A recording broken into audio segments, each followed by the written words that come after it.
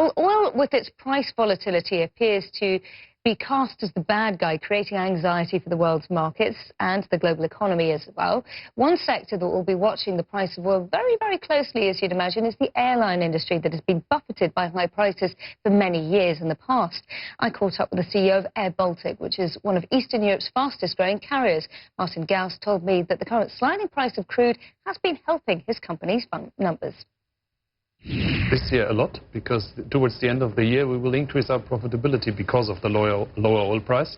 And for next year it's a good outlook because the hedging can be done at very attractive levels now. So it's really helping. So you're still hedging, though? Isn't that a dicey bet to place at the moment? We're not gambling on the hedging, we're securing the budget. And at the moment we can secure a much lower fuel price, so therefore we're securing a lower cost for us for the next year. What price are you hedging at then? Different. We hedge always different clips, and then they add up. And we don't know whether we will be hedging 100%, but we are hedging step by step to get into a very good position.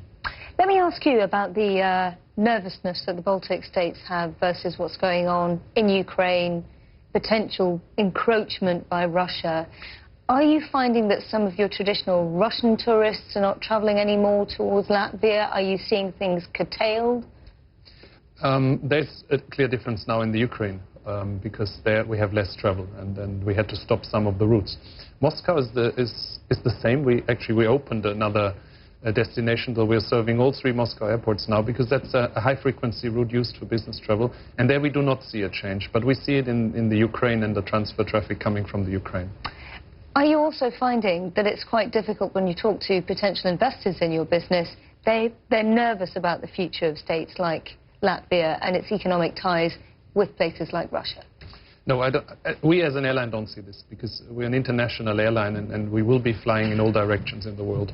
And Latvia is an EU member state, it's in the NATO, so I don't see this running the airline in Latvia. At the helm of one of the biggest businesses in the Baltic region, how concerned are you about the geopolitical events and the strain that the West is facing vis-à-vis Russia?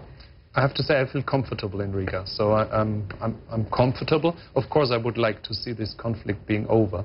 We expected it to be over much earlier when it started. I hope for the conflict to be over soon, but I'm not concerned being in Latvia. Latvia has just rather recently, become a member of the Eurozone. The Eurozone is not growing at the moment. At the helm of a company, and also you're a German yourself, I understand, at the helm of a company across this region, what would be your message to the central bank? We had 5 years ago the transition to the euro already, so there was not a big impact for us. But of course I'd like to see a stronger euro than we have it today. airBaltic, you're in a very interesting space, aren't you? More like a sort of EasyJet type business model, where on the one hand you're viewed as a budget airline, but you also have business class. Talk to me about why your business model is positioned like that.